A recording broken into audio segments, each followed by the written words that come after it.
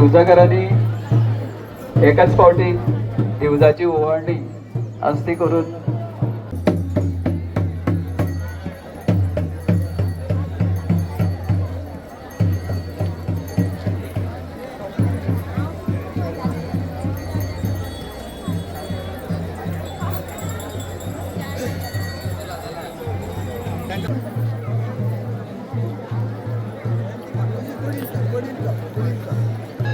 चलपती हाताना